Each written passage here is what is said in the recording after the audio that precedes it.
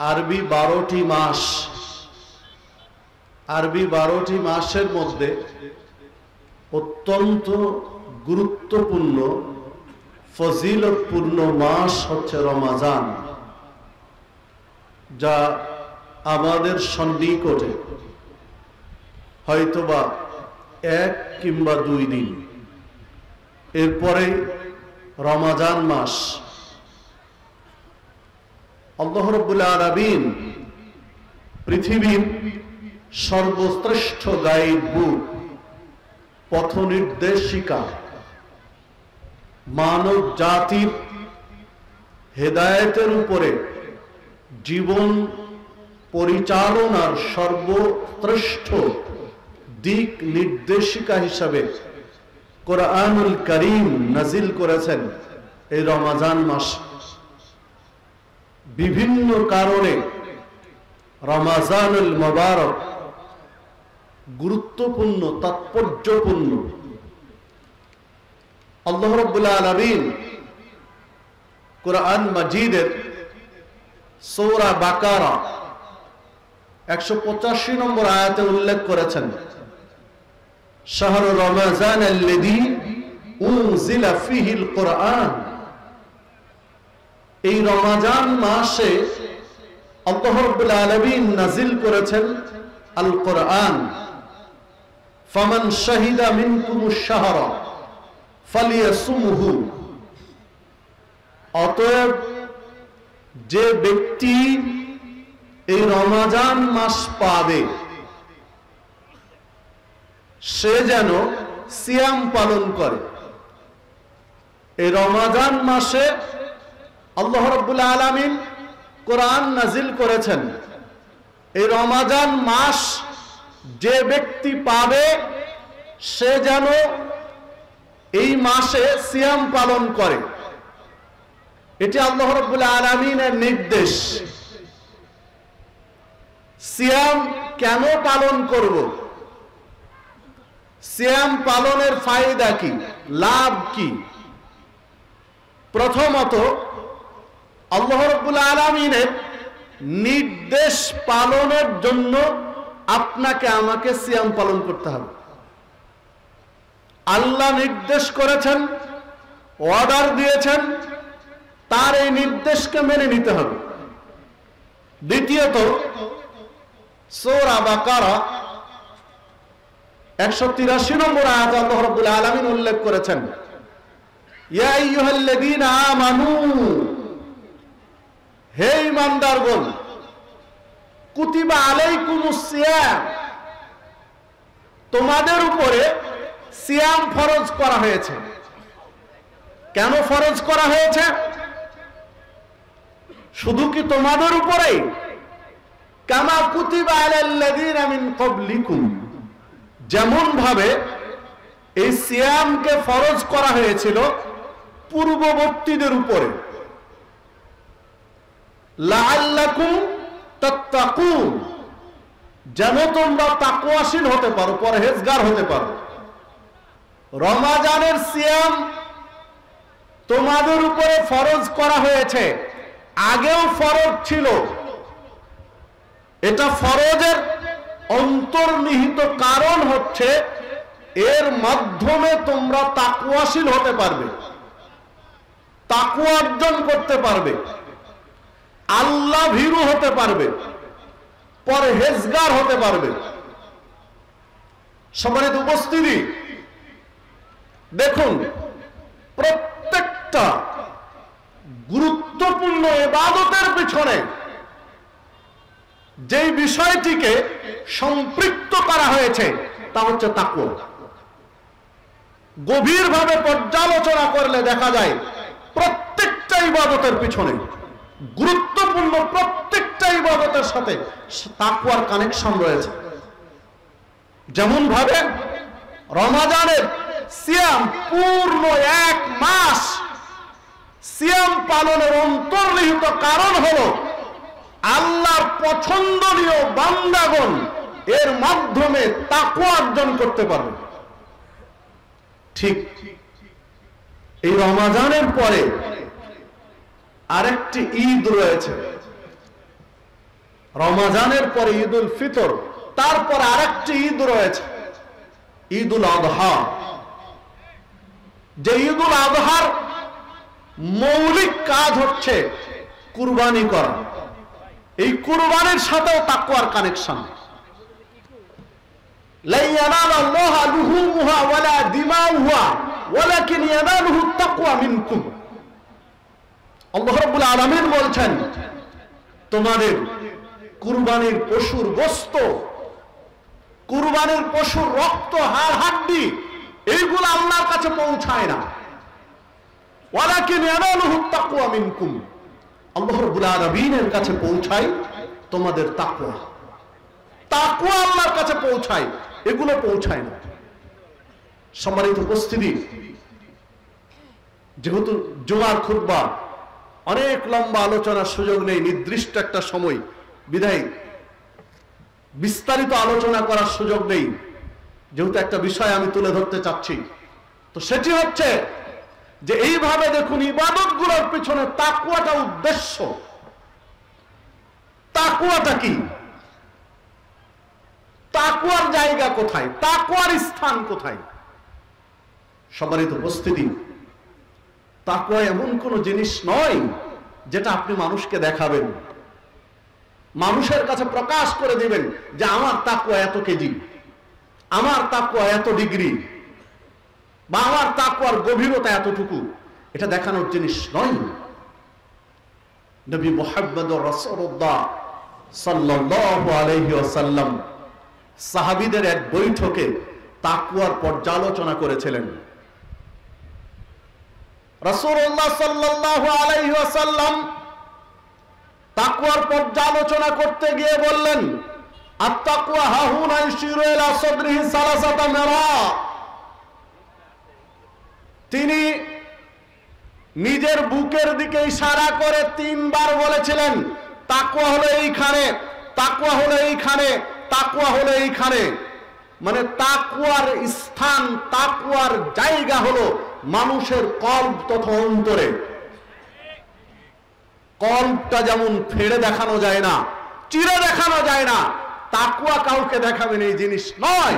তাকওয়ার জায়গা হচ্ছে অন্তরে।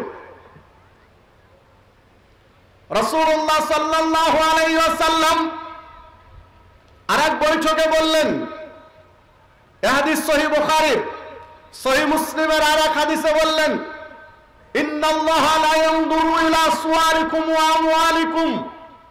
আল্লাহ তোমাদের সূরাত, চেহারা দেখেন না, আল্লাহ তোমাদের সম্পদ দেখেন না, কার চেহারা সূরাত কত সুন্দর, কার সহায় সম্পদ, অট্টালিকা, বিত্ত, বৈভব কত বেশি, এইটা আল্লাহ দেখেন না।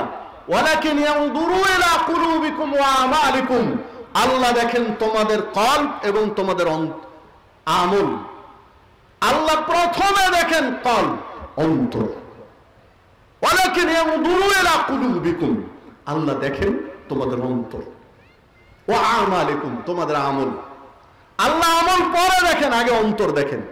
আর অন্তর হলো তাকওয়ার জায়গা, তাকওয়ার স্থান হলো অন্তর। তাহলে আল্লাহ প্রথম দেখেন আপনার আমার তাকওয়া, আপনার আমার তাকওয়া দেখেন, তারপরে আপনার আমার আমল দেখেন। আর একটু ব্যাপকভাবে বললে আপনার আমার ঈমান দেখেন, বিশ্বাস, স্বীকৃতি দেখেন। কুলু লা ইলাহা ইল্লাল্লাহ তুফলিহুন। নবী মুহাম্মদ সাল্লাল্লাহু আলাইহি ওয়াসাল্লাম মক্কার মুশরিকদেরকে উদাত্ত আহ্বান জানিয়েছিলেন যে তোমরা বলো লা ইলাহা ইল্লাল্লাহ, আল্লাহ ব্যতীত হক কোনো মাবুদ নেই, সত্য কোনো ইলাহ নেই, তুফলিহুন, তোমরা সফলকাম হবে। এই স্বীকৃতি, এই স্বীকারোক্তি, এই বিশ্বাস, এই বিশ্বাসের জায়গা অন্তর, কলব। তাকওয়ারও জায়গা অন্তর, কলব। আল্লাহ অন্তর, কলব আগে দেখেন, তারপরে আমল দেখেন। সম্মানিত উপস্থিতি, ওমর ফারুক রাদিয়াল্লাহু আনহু আরেকজন সাহাবীর সাথে কথা হচ্ছিল তাকওয়া নিয়ে। ওমর ফারুক রাদিয়াল্লাহু আনহু তাকে জিজ্ঞাসা করলেন, আপনি বলতে পারবেন তাকওয়া কি জিনিস? বিশিষ্ট একজন সাহাবী আর একজন সাহাবীকে, বিশিষ্ট সাহাবীকে জিজ্ঞাসা করছেন, বলতে পারবেন তাকওয়া কি জিনিস? উনি জিজ্ঞাসার জবাবে বললেন, ওমর রাদিয়াল্লাহু আনহুকে, আপনি অন্ধকার রাত্রিতে কাঁটা যুক্ত পথে, কাঁটা বিছানো পথে অন্ধকার রাত্রিতে কোন সময় চলাফেরা করেছেন? ওমর রাদিয়াল্লাহু আনহু বললেন, হ্যাঁ, চলাফেরা করেছে। ওমর রাদিয়াল্লাহু আনহু কে উনি প্রশ্ন করলেন যে অন্ধকার রাত্রিতে কাঁটা বিছানো পথে কিভাবে চলাফেরা করেছেন? ওমর রাদিয়াল্লাহু আনহু জবাব দিলেন, কাপড়গুলো গুছিয়ে নিই। কাপড়গুলো প্রথমত গুছিয়ে নেই, এই জন্য গুছিয়ে নেই যেহেতু অন্ধকার রাত্রি, কাপড়গুলো যদি যেন কাঁটার সাথে বিঁধে না যায়। দ্বিতীয়ত, প্রত্যেকটা পদক্ষেপ খুব সাবধানের সাথে ফেলি, যেহেতু আলো নেই, অন্ধকার, আমার পদক্ষেপ, আমার পা যেন কাঁটার উপরে পড়ে না যায়, এই জন্য খুব সাবধানে পা ফেলে নিশ্চিত হই, তারপরে পাটা সেখানে ভর করি যে কাঁটায় পড়েছে কিনা। তো সাহাবী বললেন ওমর রাদিয়াল্লাহু আনহুকে, জনাব, এটাই হলো তাকওয়া। এর নাম হচ্ছে তাকওয়া। এই পৃথিবীটা অন্ধকারাচ্ছন্ন, বিপদ সংকুল, হাজার হাজার বিপদ দিয়ে, হাজার হাজার হুরুমাত, হারাম নিষিদ্ধ কর্ম দিয়ে, হাজার হাজার শিরিক দিয়ে, হাজার হাজার বিদআত দিয়ে এই পৃথিবী ভরপুর। একজন মুসলিম প্রত্যেকটা পদক্ষেপ ফেলার সময় সচেতনতার সাথে, সর্বোচ্চ সতর্কতার সাথে পদক্ষেপ সামনে বাড়বে, পা ফেলবে, যেন তার শিরিকের উপরে পা না পড়ে, বিদআতের উপরে পা না পড়ে, হারামের উপরে পা না পড়ে, সীমা লঙ্ঘনের উপরে পা না পড়ে। এই বিষয়ে সর্বোচ্চ সতর্কতা দিয়ে পদক্ষেপ ফেলবে, সামনে বাড়বে। এর নাম হচ্ছে তাকওয়া। সম্মানিত উপস্থিতি, তাকওয়ার ফলাফল আল্লাহ রাব্বুল আলামিন কোরআন মাজিদে সূরা তালাকের 2, 3, 4 পরস্পর আয়াতগুলোতে উল্লেখ করেছেন। ওমাইয়াত্তাকিল্লাহ ইয়াজআল লাহু মাখরাজা, যদি তোমরা তাকওয়াশীল হও, আল্লাহ ভীরু হও, পরহেজগার হও, ইয়াজআল লাহু মাখরাজা, তোমাদের জন্য আল্লাহ একটা পথ বের করে দিবেন।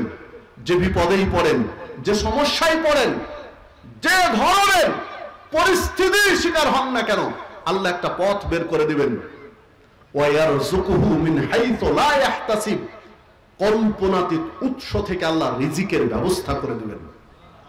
ওয়া মান ইয়াতাওয়াক্কাল আলাল্লাহ ফাহুয়া হাসবুহু, যদি আল্লাহর প্রতি পরিপূর্ণ আস্থাশীল হতে পারো, আল্লাহর প্রতি তাওয়াক্কুল করতে পারো, ফাহুয়া হাসবুহু, আল্লাহ তার জন্য যথেষ্ট হয়ে যান। আল্লাহ যথেষ্ট হয়ে যান মানে কি? বান্দার যা প্রয়োজন আল্লাহ তাই ব্যবস্থা করে দেন। বান্দার যা প্রয়োজন আল্লাহ যদি তা ব্যবস্থা না করেন, তাহলে হাসবুহু কিভাবে হলেন? আল্লাহ তো বলছেন ওমাইয়া, তাকওয়ার পরে ওমাইয়া তাওয়াক্কাল আলাল্লাহ, আল্লাহর প্রতি তাওয়াক্কুল করো, পূর্ণ ভরসা করো, ফাহুয়া হাসবুহু, তিনি তার জন্য যথেষ্ট হয়ে যাবেন, মানে যা প্রয়োজন তাই ব্যবস্থা করবেন। সম্মানিত উপস্থিতি, যে কথা বলতে গিয়ে আমি পিছনে এসেছি তা হলো আল্লাহ রাব্বুল আলামিন রমাদানের সিয়াম ফরজ করেছেন তাকওয়া অর্জনের জন্য। তাকওয়া অর্জনের লক্ষ্যে রমাদান মাসের সিয়াম ফরজ করেছেন। সিয়ামের গুরুত্ব বোঝা যায় রাসূলুল্লাহ সাল্লাল্লাহু আলাইহি ওয়াসাল্লামের বেশ কিছু বাণীতে। আবু হুরায়রা রাদিয়াল্লাহু আনহু বলেন, রাসূলুল্লাহ সাল্লাল্লাহু আলাইহি ওয়াসাল্লাম বলেছেন, ইদা দাখালা রমাদান ফুতিহাত আবওয়াবুস সামা, যখন রমাদান মাস শুরু হয়, রমাদানের সূচনা হয় তথা রমাদানের চাঁদ উদিত হয়, ফুতিহাত আবওয়াবুস সামা, আল্লাহ রাব্বুল আলামিন আসমানের দরজা সমূহ খুলে দেন। অফি রিওয়ায়াতিন ফুতিহাত আবওয়াবুল জান্নাহ, অন্য বর্ণনায় রয়েছে আল্লাহ রাব্বুল আলামিন জান্নাতের দরজা সমূহ খুলে দেন।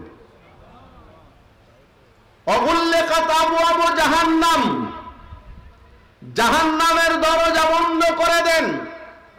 অসুলসিলাতিশ শায়াতিন, শয়তানকে শৃঙ্খলাবদ্ধ করে দেন, জিনজিরে বেঁধে ফেলেন।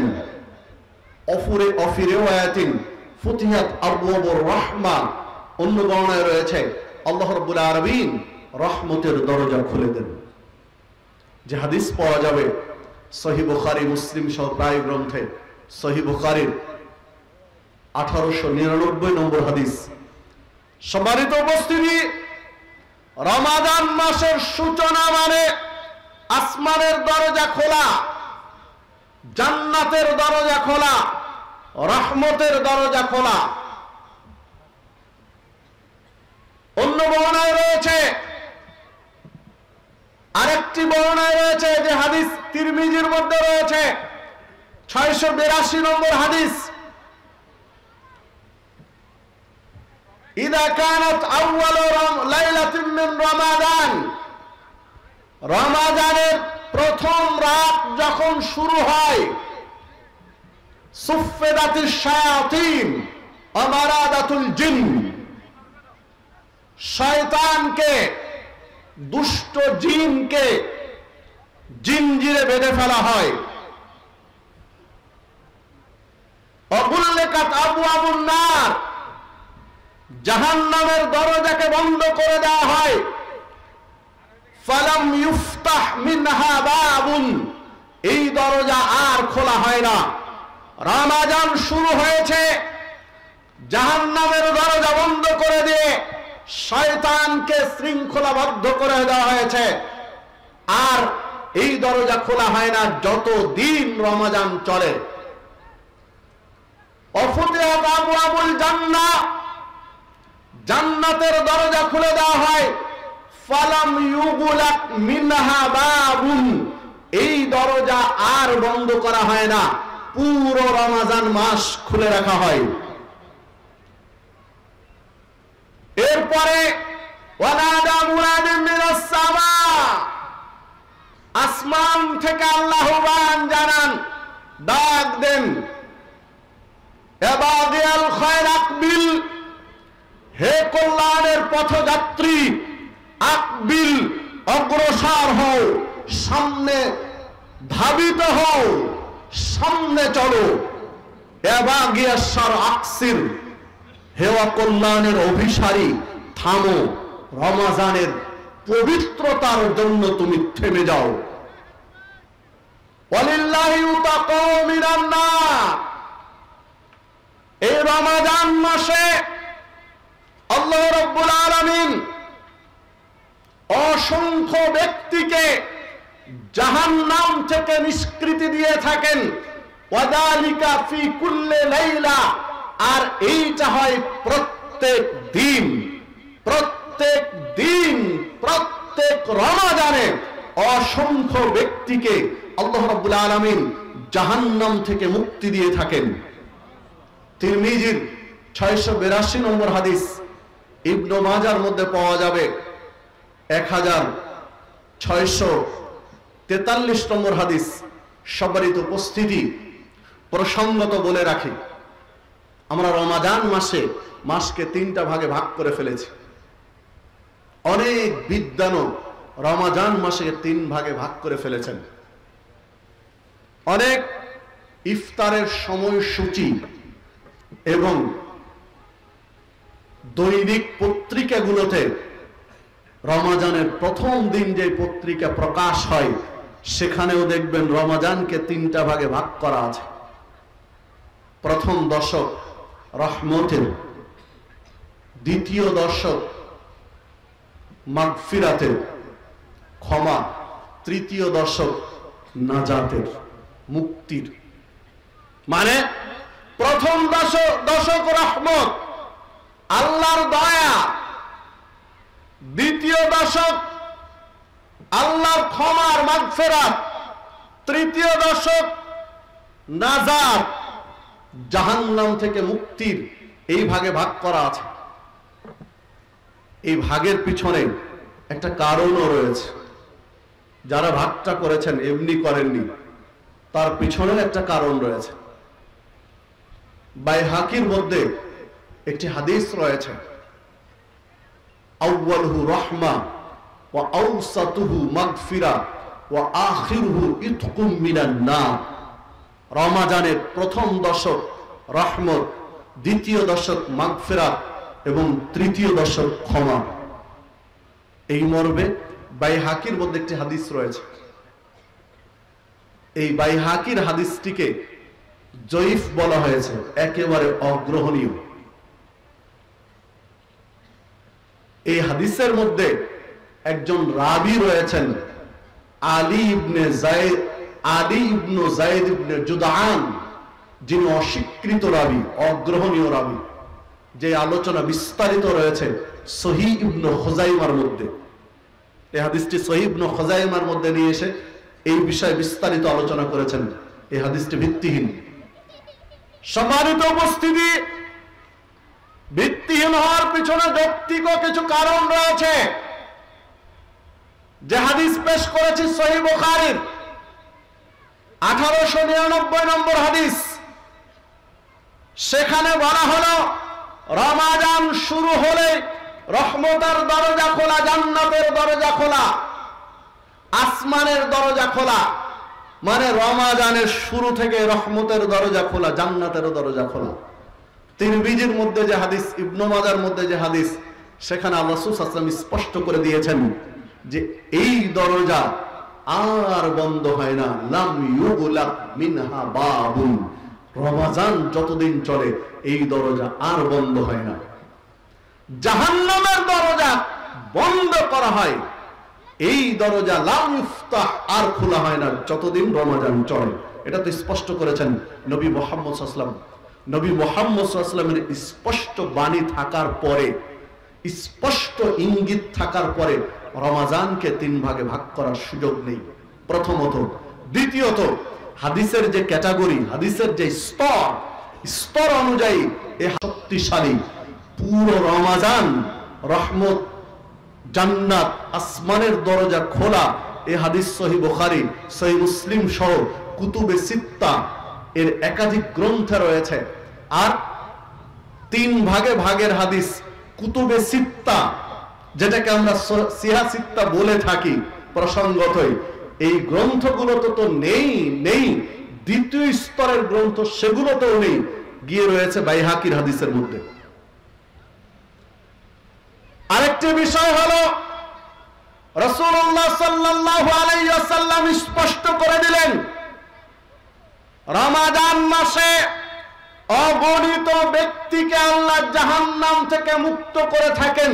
ওয়াদালিকা ফি কুল্লি লাইলা, আর এইটা হয়ে থাকে প্রত্যেক রমাদানে।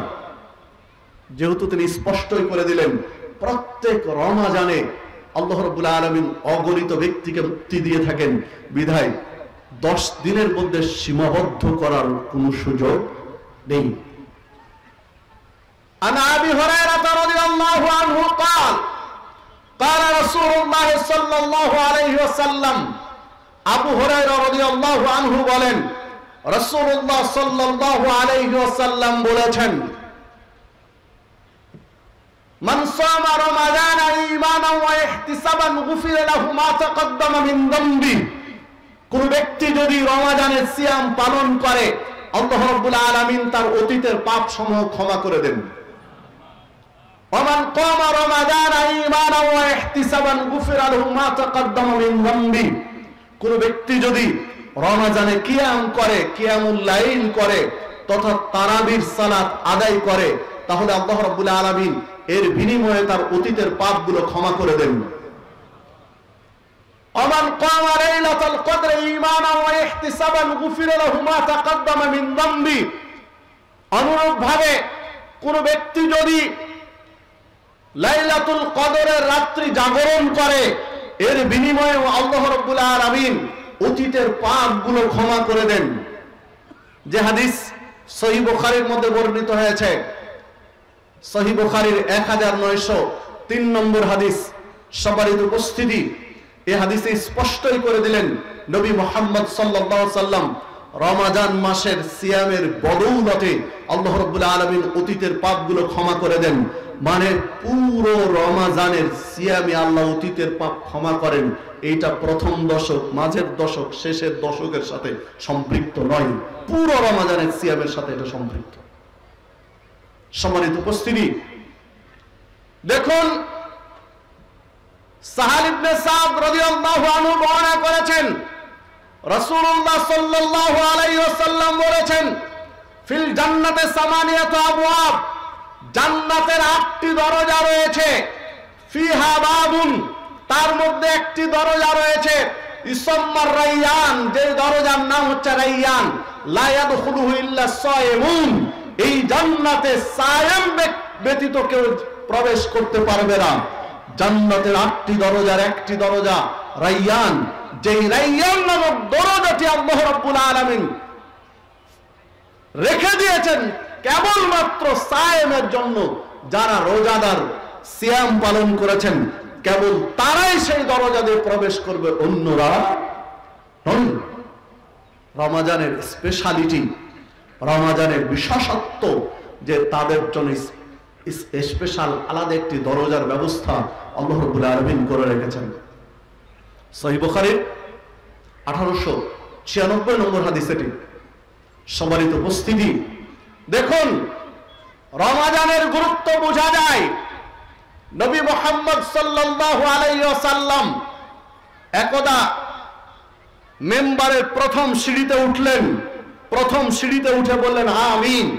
দ্বিতীয় ধাপে উঠলেন, দ্বিতীয় ধাপে উঠে বললেন আমিন।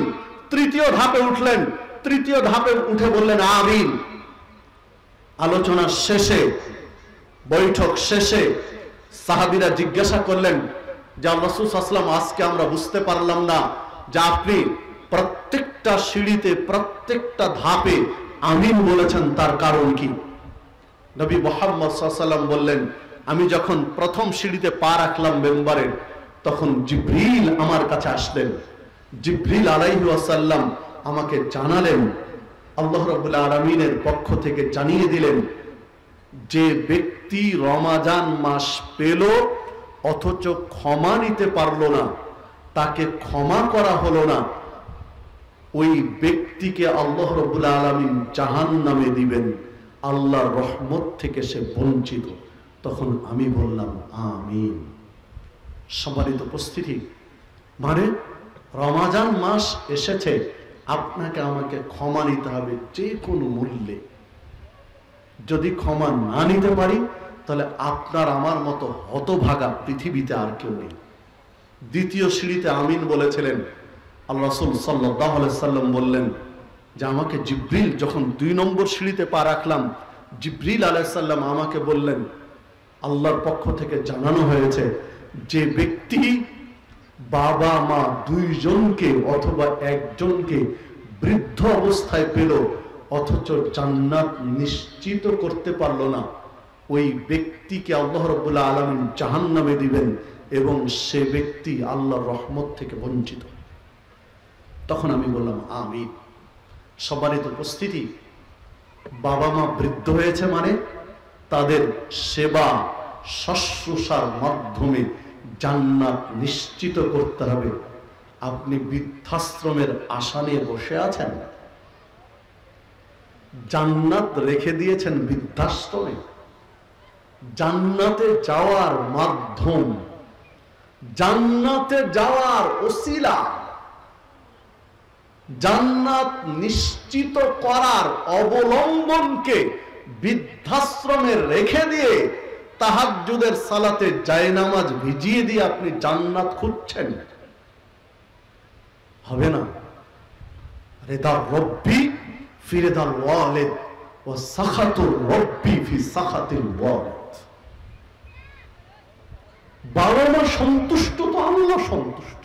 রিদা রব ফি রিদাল ওয়ালিদ। বাবা মা যখন সন্তুষ্ট হয় সন্তানের উপরে, আল্লাহ রাব্বুল আলামিন সন্তুষ্ট হন। ওয়াসাখাতুর রব ফি সাখাতিল ওয়ালিদ, বাবা মা যদি সন্তানের উপর অসন্তুষ্ট থাকে, আল্লাহ রাব্বুল আলামিন ওই সন্তানের উপর অসন্তুষ্ট। বাবা মাকে কষ্টে রেখে, বাবা মার চোখের পানি ফেলে দিয়ে, বাবা মার উপরে নির্যাতন করে, বাবা মাকে দুঃখের সাগরে ভাসিয়ে দিয়ে আপনি আল্লাহকে সন্তুষ্ট করবেন, অসম্ভব। এটা কোনোভাবেই সম্ভব নয়। মুশরিকা মা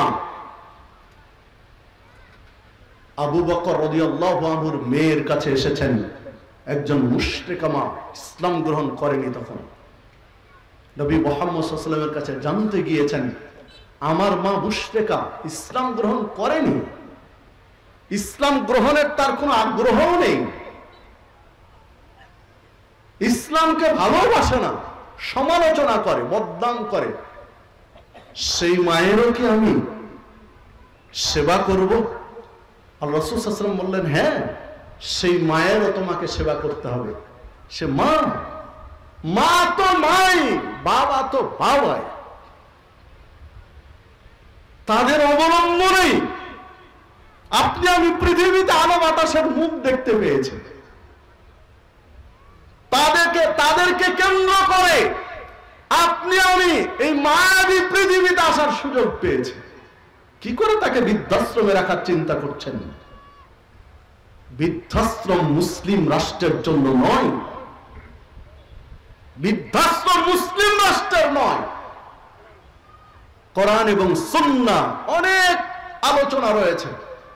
কোরআন এবং সুন্নাহ আপনি খুঁজেন, বাবা মা যত বৃদ্ধ হবে সন্তান তাদের প্রতি তত অনুগত হবে। রব্বির হামহুমা কামা রব্বায়ানি সগীরা।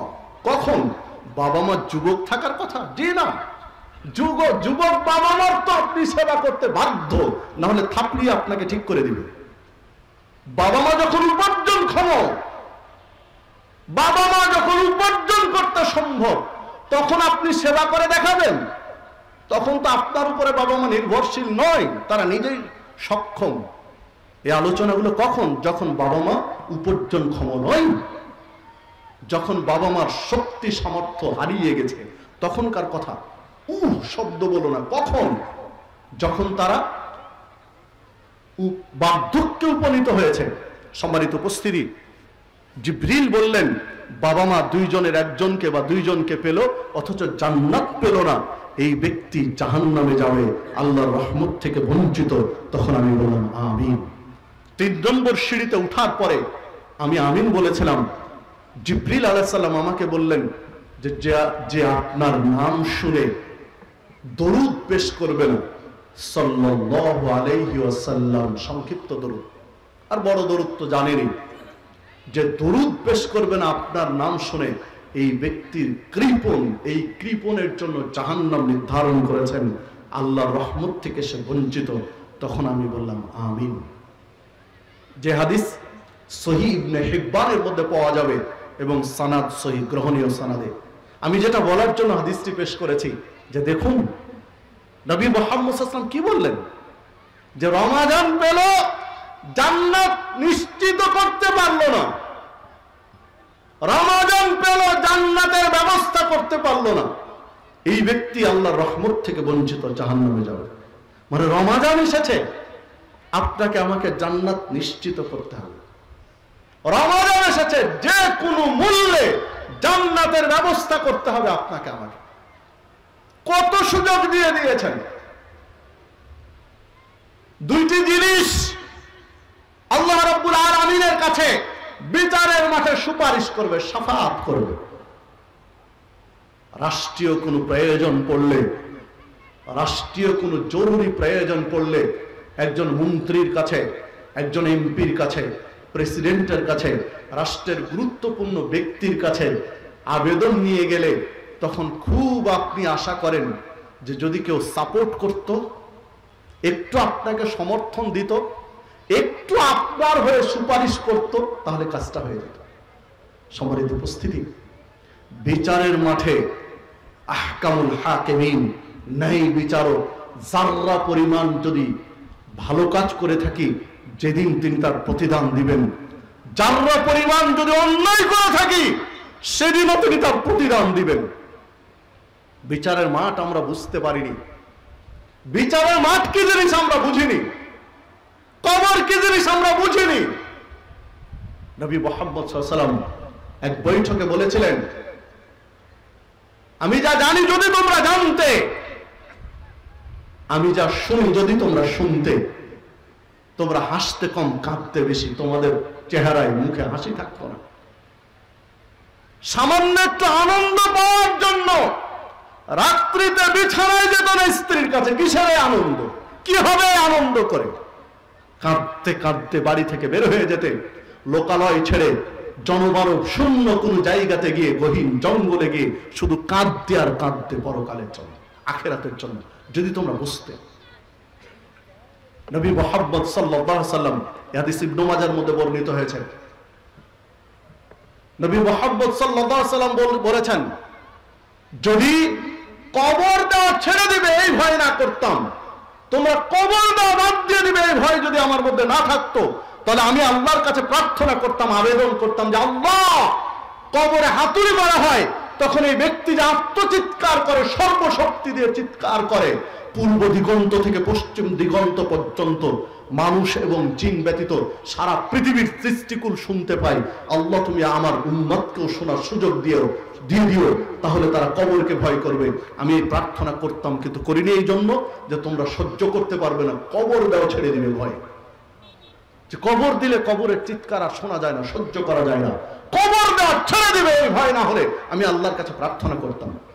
ভাই, কবর জিনিস কি জিনিস বুঝি না। গোরস্থানের সামনে দিয়ে হেঁটে চলে যাচ্ছি, আপনার আমার কোনো চেতনাই নেই কবরকে নিয়ে। গোরস্থানে চলে যাচ্ছি, গোরস্থানের পাশ দিয়ে হেঁটে যাচ্ছি, লাশ নিয়ে যাচ্ছি, অথচ কবর নিয়ে আপনার আমার কোনো পরিকল্পনা নেই।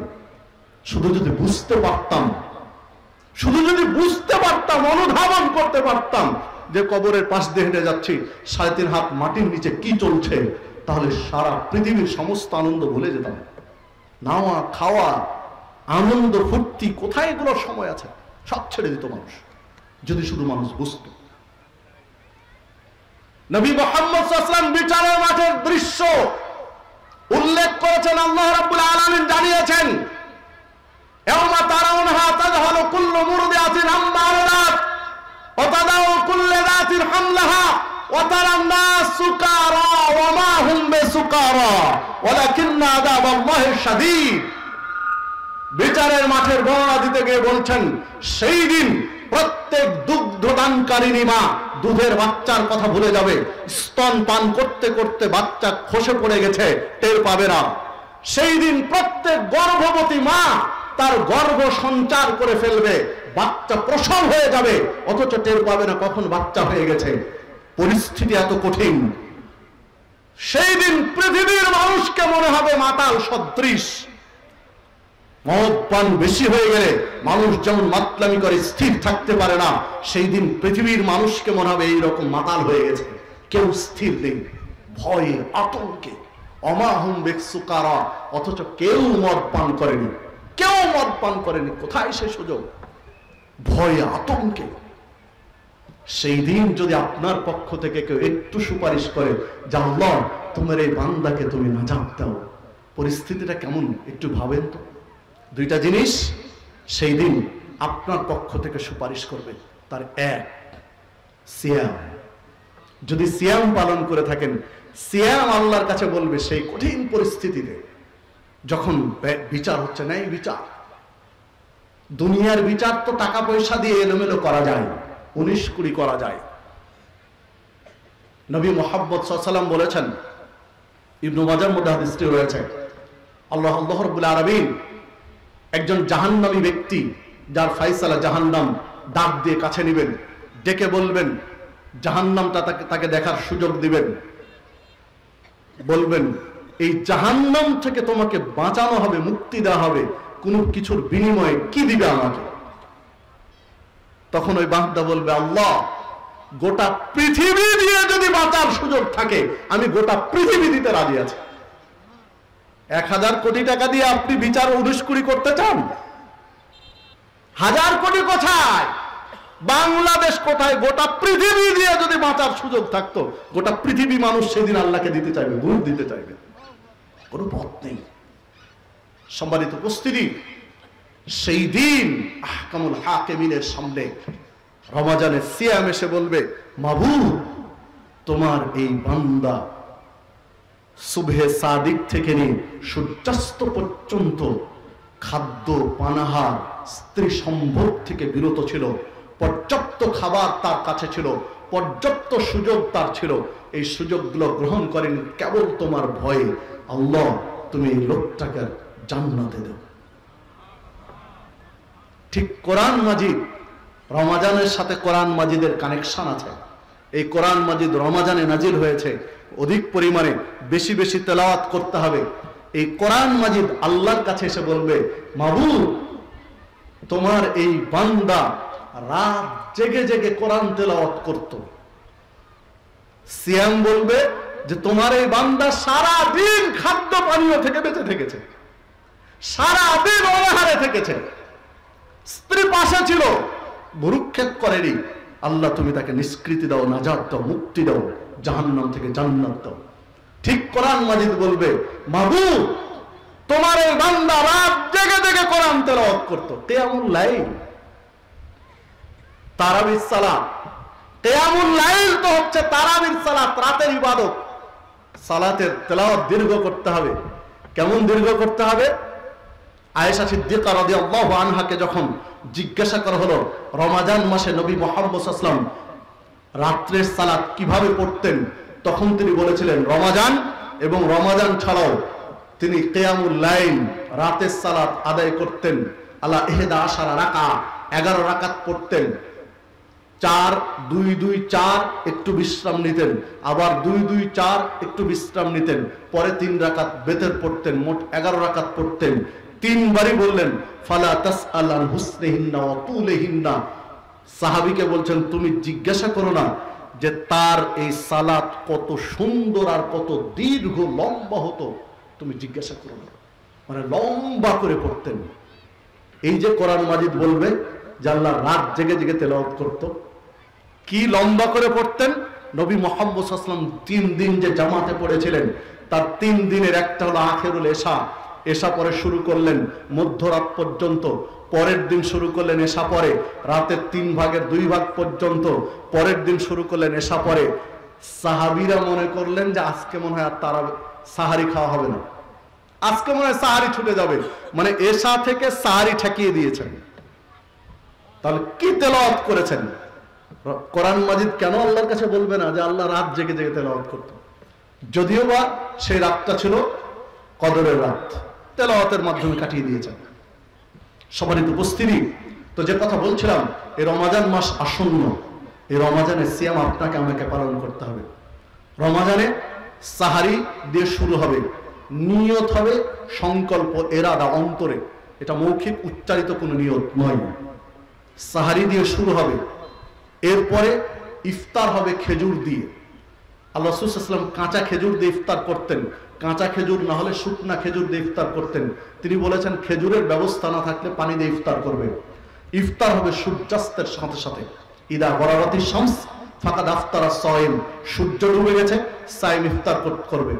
সূর্য ডুবার পরে 1 মিনিট, 2 মিনিট, 3 মিনিট, 4 মিনিট ইহতিয়াতান, সতর্কতার জন্য দেরি করা, এটি করা যাবে না, এটা সুন্নাতের খেলাফ, এটি ইহুদি খ্রিস্টানদের সুন্নাহ।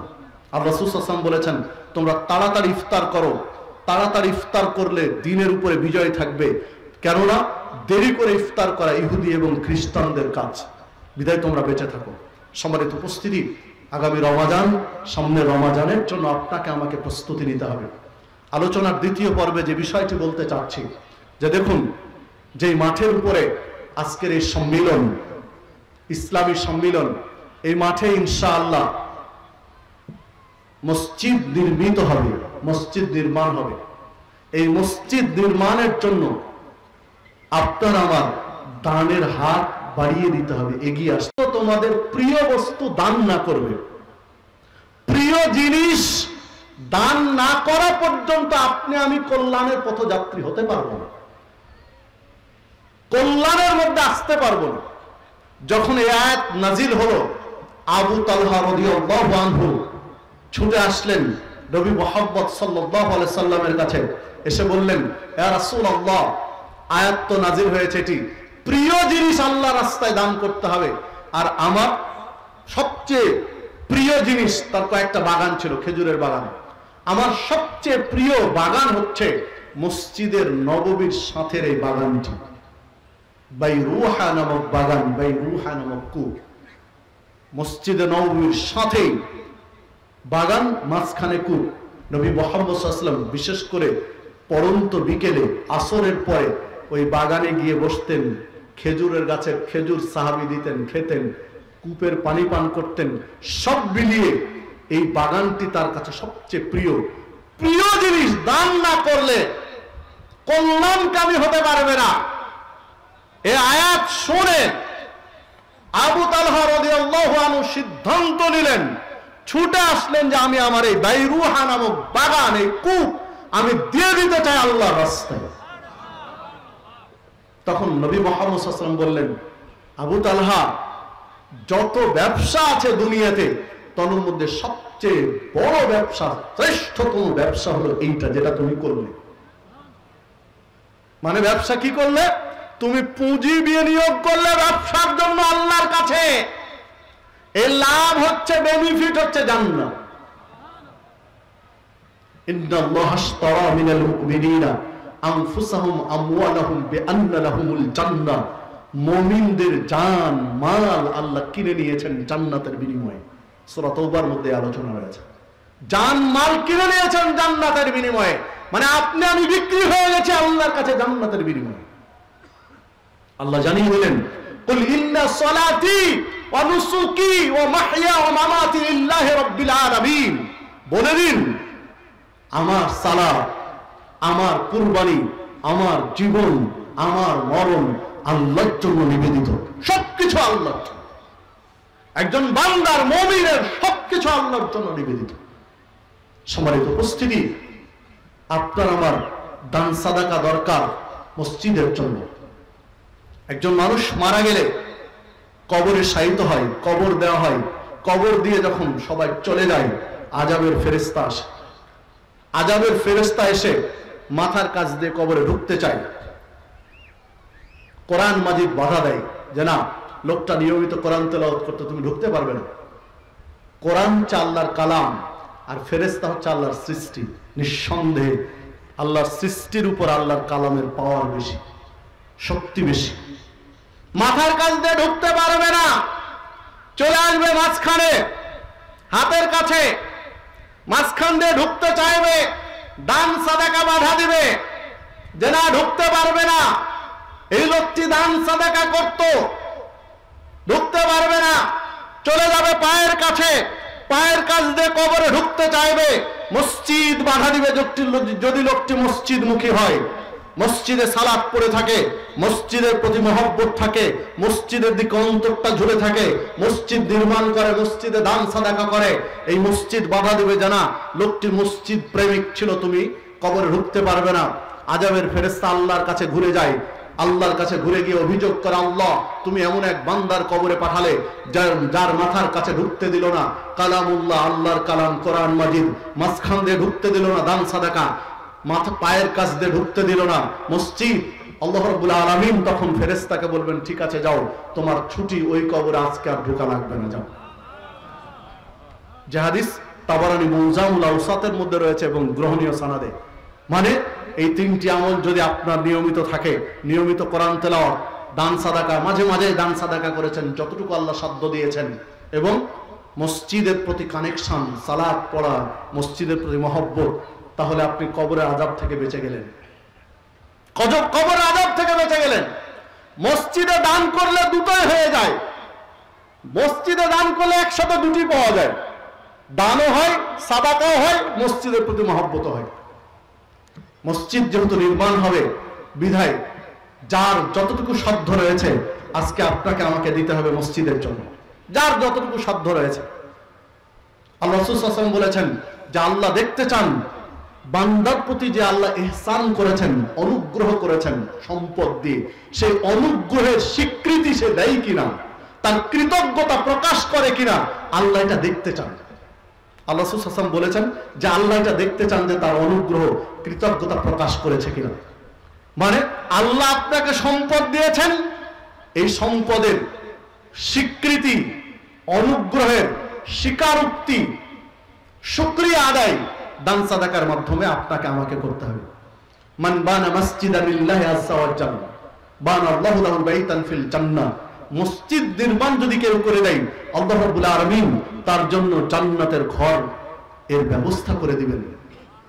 জান্নাতে ঘর পাওয়া যাবে। আর কি চান আপনি আল্লাহর কাছে?